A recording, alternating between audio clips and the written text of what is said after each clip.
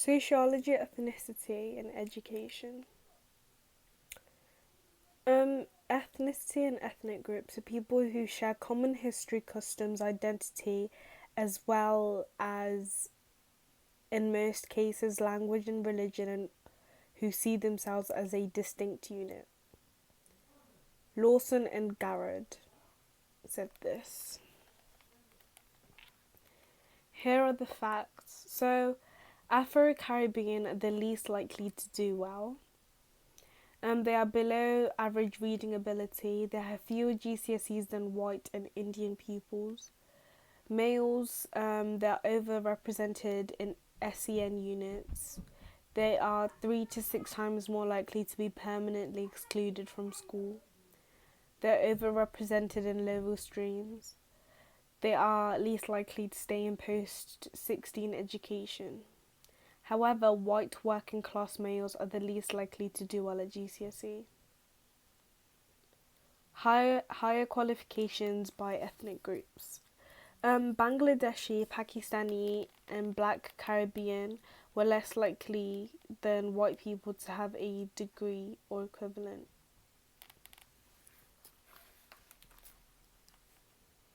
Most likely to have degrees: Chinese, Indian, and white British.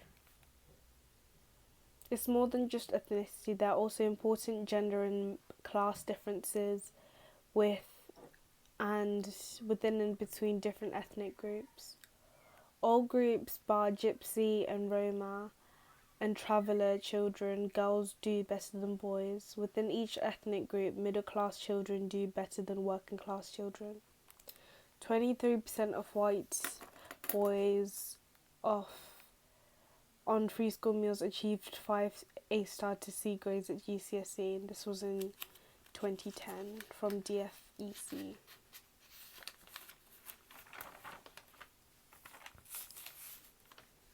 External factors. Cultural deprivation theory sees the underachievement of some ethnic groups as a result of inadequate socialization in the home. There are 3 main aspects, and they are intellectual and linguistic skills, attitudes and values, family structure, and parental support. Intellectual and linguistic skills. Many children from low-income black families lack intellectual stimulation and enriching experiences. They are poorly equipped for school. They haven't been able to develop reasoning and problem-solving skills. Barrett and Engelman. Language spoken by low-income black American families is inadequate for educational success. The language is ungrammatical, disjointed, and incapable of expressing abstract ideas.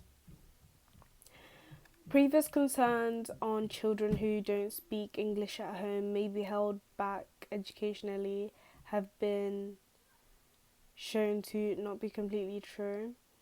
Official studies show that in 2010, pupils who spoke English as their first language were only 3 to 2% ahead of those who don't. Now on to attitudes and values. Some black children are socialized into a subculture which instills a fatalistic live for today attitude that doesn't value education and doesn't motivate success. Family structure and parental support is the next. Cultural deprivation. The failure to socialize children adequately is the result of a dysfunctional family structure. Moynihan said that many black families headed by lone mothers and the poor care is due to the lack of many and the absence of father figures, which means they also lack a male role model. There ends up being this vicious cycle of inadequate socialization which leads to failure at school and becoming an inadequate parent, and the new right agree with this.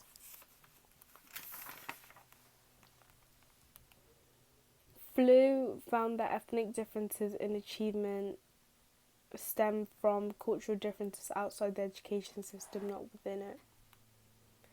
Price compared family structures of Asian and black families.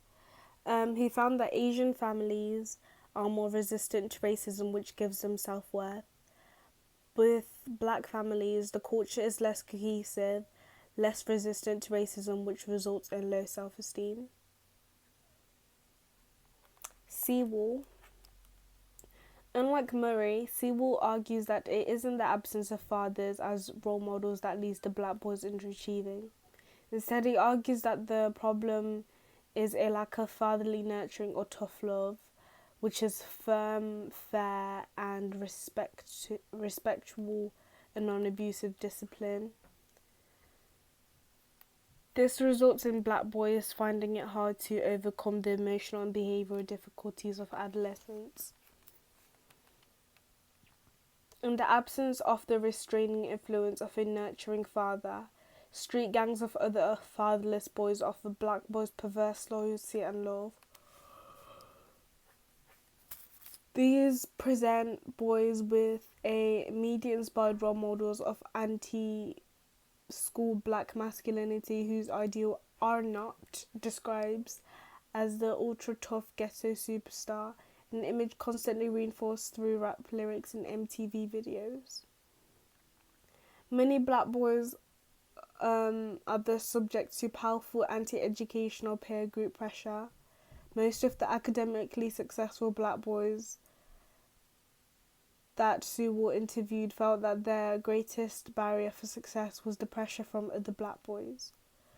Speaking in standard English and doing well at school were often viewed with suspicion by their peers and seen as selling out to the white establishment. Black students do worse than their Asian counterparts because of cultural differences and in socialization and their attitudes to education. As he puts it, while one group is being nurtured by MTV, the others clocking up educational hours. Sewell concludes that black children, particularly the boys, need to have greater expectations placed on them to raise their aspirations. However, critical race theorists such as Gilborn argue that it is not peer pressure, but the institutional racism within the education system itself that systematically produces the failure of large numbers of black boys. Asian families. While many black families have absent fathers, in Sewell's view, Indian and Chinese pupils benefit from supportive families that have an Asian work ethic and place high value on education. Lupton said that the adult authority in Asian families is similar to the model that operates in school. White working class families. Most research has focused on black family structures as possible causes of underachievement. However, working class pupils often underachieve and have lower aspirations. A survey found that EM pupils, ethnic minority pupils, are more likely to aspire to go to uni than white British pupils. This low level of aspiration and achievement may be the result of a lack of parental support.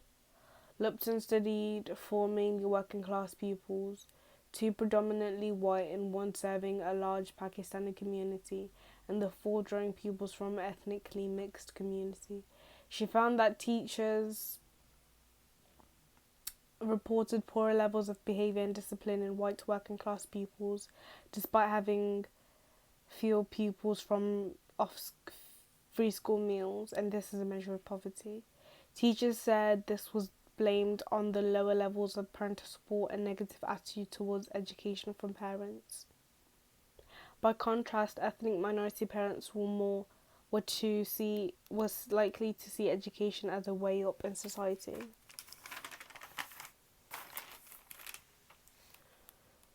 Similarly, Evans argues that the street culture in working class areas can be brutal, and so young people have to learn how to withstand intimidation and intimidate others.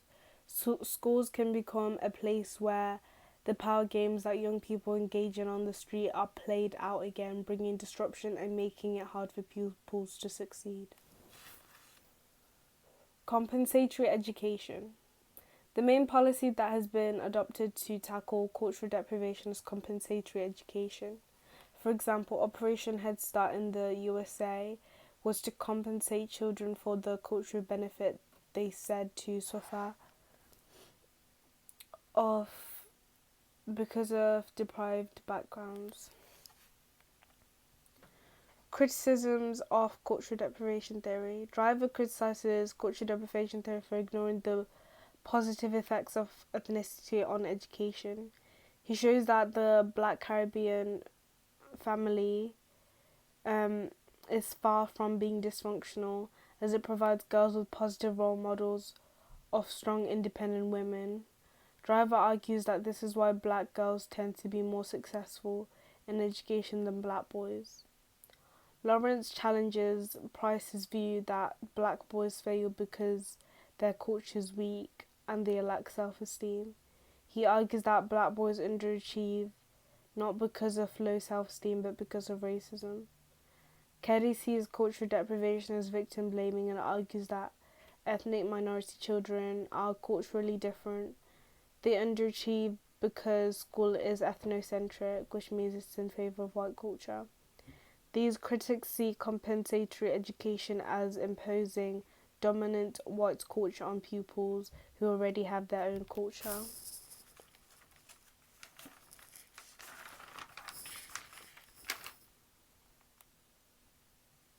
They propose two main alternatives.